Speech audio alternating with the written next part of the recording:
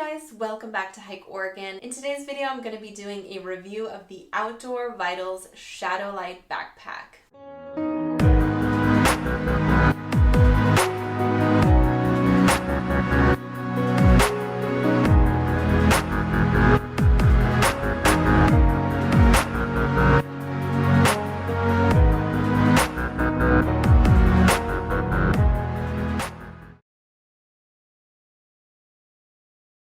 If you are new here, welcome to the Hike Oregon family. I make hiking and backpacking vlogs, as well as gear reviews and just general tips and tricks videos to help you become a more confident hiker and backpacker. If you enjoy content like that, make sure to click that red subscribe button and the notification bell so that you are notified every time I make a new video. And as always, if you want more content from me, you can support me over on Patreon, where for as little as just $1, you get 2 to 3 extra videos a month.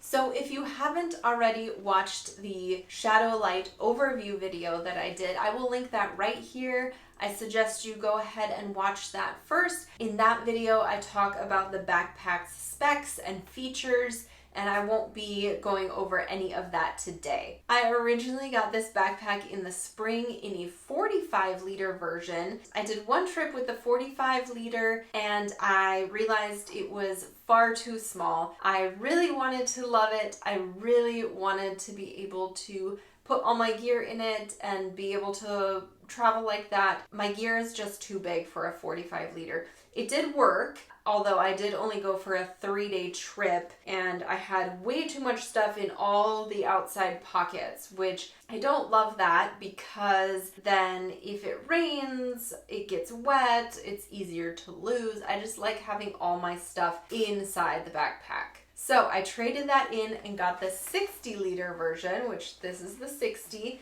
in a size small, and I absolutely love this backpack. I took it on all of my backpacking trips starting in April and throughout the entire spring and summer. I absolutely love this backpack. Some of my favorite features were the 2 mesh pockets here in the front. Most backpacks just have one big mesh pocket because this one has this middle zipper here. So it does divide the pockets into 2, and I absolutely love that. You can be more organized. Instead of having just a huge pouch where you stuff everything in, there's 2. I also really loved the side pouches here. They can hold 2 smart water bottles, which is amazing. The cords here are insanely strong. They will never break. My cat has the sharpest teeth. He chews through any string, and he's been chewing on this. Well, this thing has been sitting in my room basically the whole season because I keep packing and unpacking it for different trips. He's been chewing on this like all summer long, and it's like barely frayed a little bit. So these tightening cords here are insanely strong. It is so comfortable. I had no issues with sweat or anything. Breathability was great. The shoulder straps are just the right thickness in my opinion, and yeah, like I said, I absolutely love it. The hip belt pockets were huge.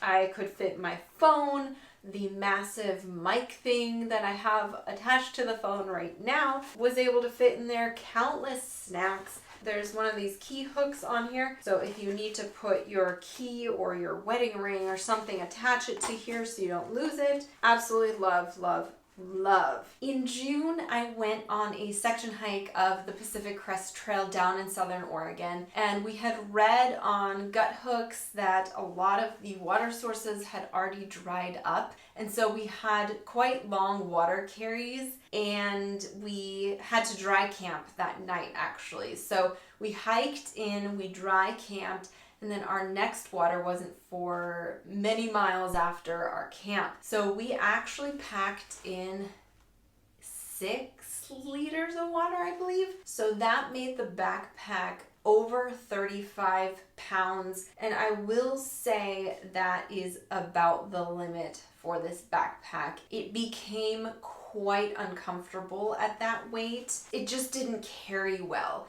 Whereas when I took, when I just carry 2 or 3 liters of water, my pack weight is about 25 pounds or less. depending on how much food I'm carrying. I would say 35 is probably the max you would want to carry in this pack. It's just not going to be comfortable. I don't really know how to explain the uncomfortableness of it. It just was like pushing on the back a little bit. It was heavy on the shoulders. It just didn't carry well. Whereas when you have less than 30 pounds, it carries very nicely. You don't really feel the weight and you can just sort of hike and be merry, but you don't feel that weight. That's how you know when you're kind of above a backpack's pack weight limit. I know the weight limit technically is more on this pack, and that I think just means you can pack it to a certain level and the stitching isn't gonna like bust open or something. But as far as being comfortable, I would not put anything more than about 30 pounds in this backpack. So now let's talk about some of the things I didn't love. There definitely weren't many. One of them is that this cord here, the cinch cord, is way too small. I know some other brands of ultralight backpacks that have this. You can fit a bear canister on top of your backpack. No way can you do that with this. You could fit your sleeping pad, like your Z-Light, or a tent or something. You could cinch that to the top. No way could you fit a bear canister. You'd have to put that inside, which is unfortunate because that takes up a ton of room. The other thing I didn't love is where the hose hole is for your water bladder.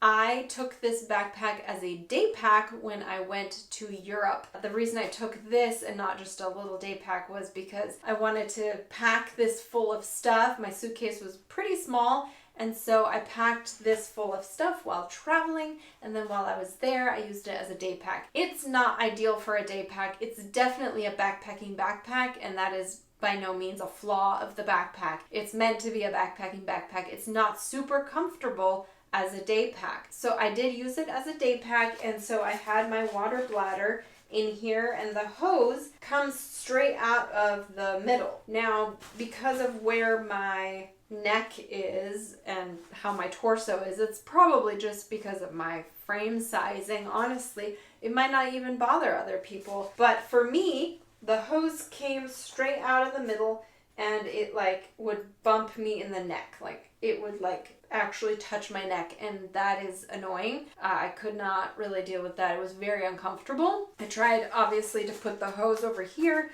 but it would still like come out right here and bump the back of my head. So I did not love that. But again, when I'm backpacking, I don't have a water bladder, so I don't even need to deal with the hose coming straight out of the middle. Another thing that I think Outdoor Vitals could probably be a little better about is the sizing of the backpack and the hip belt. So just because you have a small frame size doesn't necessarily mean you want a small hip belt. Unfortunately, that's what you are going to get. I think maybe being able to choose your hip belt size and the backpack frame size would be great. Because, for example, this backpack is a small.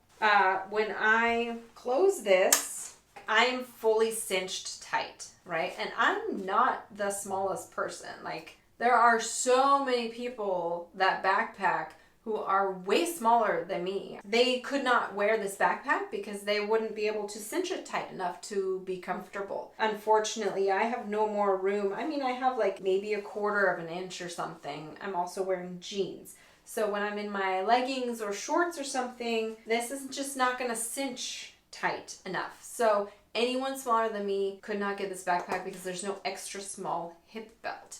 So I think maybe being able to purchase an extra small hip belt all the way to double XL hip belt, if need be, would be really, really great. Those are the only things I could think of that I didn't love about the backpack. Other than that, I love this thing. This backpack is phenomenal. I tried this out in the rain. It is water resistant. I do recommend, if you're going to be in days of pouring rain, to maybe get a pack cover or have all your things inside the backpack in a trash bag or something, so it they don't get wet. It is super durable. I took this backpack on many trips, and as you can see, there's like no wear on this backpack.